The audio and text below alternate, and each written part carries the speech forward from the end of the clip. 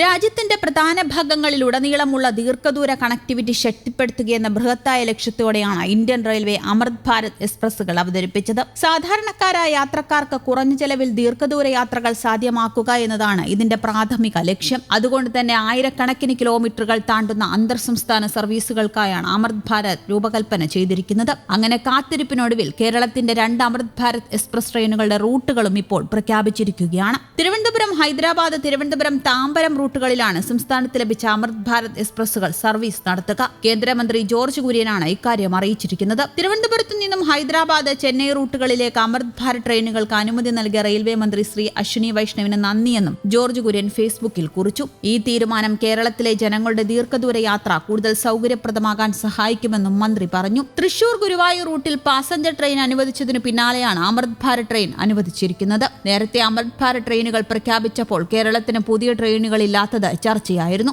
ഇതേ വേളയിലാണ് പുതിയ ട്രെയിൻ സർവീസ് പ്രഖ്യാപനം. കേന്ദ്ര റെയിൽവേ മന്ത്രി അശ്വിനി വൈഷ്ണവ് ട്രെയിൻ പ്രഖ്യാപിച്ച വിവരം ബിജെപി സംസ്ഥാന അധ്യക്ഷൻ രാജീവ് ചന്ദ്രശേഖറിനെയും അറിയിച്ചു. ജനങ്ങളുടെ പ്രശ്നങ്ങൾ പരിഹരിക്കാൻ ഇന്ത്യയ്ക്ക് മാത്രമേ സാധിക്കൂവെന്നും കേരളത്തിന് പുതിയ ട്രെയിനുകൾ അനുവദിച്ചതിൽ പ്രധാനമന്ത്രിക്ക് നന്ദി പറയുന്നതായും രാജീവ് ചന്ദ്രശേഖർ പ്രതികരിച്ചു. നേരത്തെ കേരളത്തിന് 3 അമൃത് ഭാരതുകൾ വരുന്നെന്നായിരുന്നു റിപ്പോർട്ട്. ഹൈദരാബാദ് താമ്പരം സർവീസുകൾക്ക് പുറമെ നാഗർകോവിൽ മംഗളൂരു സർവീസായിരുന്നു പറഞ്ഞു കേട്ടത്. എന്നാൽ ഇത് പുതിയ പട്ടികയല്ല. തിരുവനന്തപുരം താമ്പരം അമൃത് ഭാരത് ചെന്നൈ നഗരത്തിലേക്കും തമിഴ്നാടിന്റെ വിവിധ ഭാഗങ്ങളിലേക്കും യാത്ര ചെയ്യുന്നവർക്ക് ഗുണകരമാകും. പ്രത്യേകിച്ച് വാരാന്ത്യങ്ങളിലെ തിരക്ക് നിയന്ത്രിക്കാൻ ഈ റൂട്ട് സഹായിക്കും. നിലവിൽ യാത്രാ ദുരിതം നിലനിൽക്കുന്ന റൂട്ടുകളിൽ ഒന്നാണിത്. വന്ദേ ഭാരത് ട്രെയിനുകൾക്ക് സമാനമായ വേഗതയും എന്നാൽ സാധാരണക്കാർക്ക് താങ്ങാനാവുന്ന ടിക്കറ്റ് നിരക്കുമാണ് അമൃത് ഭാരത് എക്സ്പ്രസുകളുടെ സവിശേഷത. മണിക്കൂറിൽ 130 കിലോമീറ്റർ വരെ വേഗതയിൽ സഞ്ചരിക്കാൻ ശേഷിയുള്ളവയാണ് അമൃത് ഭാരത് എക്സ്പ്രസ് ട്രെയിനുകൾ. വന്ദേ ഭാരത് എക്സ്പ്രസ് ട്രെയിനുകൾ വേഗതയേറിയതും പ്രീമിയം നിലവാരത്തിലുള്ളതുമായ ഇന്റർസിറ്റി യാത്രകൾക്ക് വേണ്ടിയാണ് അവതരിപ്പിച്ചത്. 10-12 മണിക്കൂറിനുള്ളിൽ എത്തിച്ചേരാവുന്ന പ്രധാന നഗരങ്ങളെ തമ്മിൽ ബന്ധിപ്പിക്കാനാണ് ഈ സർവീസ് ശ്രദ്ധ കേന്ദ്രീകരിക്കുന്നത്. ഹ്രസ്വ ഇടത്തരം ദൂരങ്ങൾ അതിവേഗം പിന്നിടാൻ ആഗ്രഹിക്കുന്ന ബിസിനസ് യാത്രക്കാരെയും വിനോദസഞ്ചാരികളെയുമാണ് വന്ദേ ഭാരത് ആകർഷിക്കുന്നത്.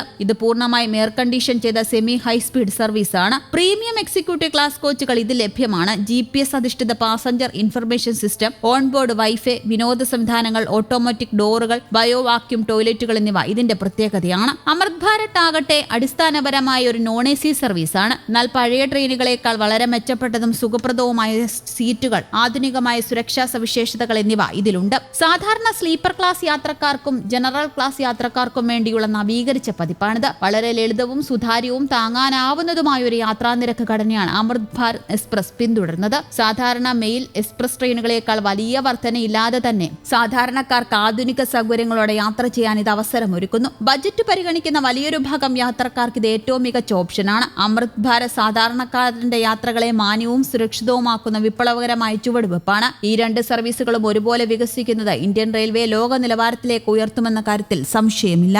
News desk, Kerala Kaumudi.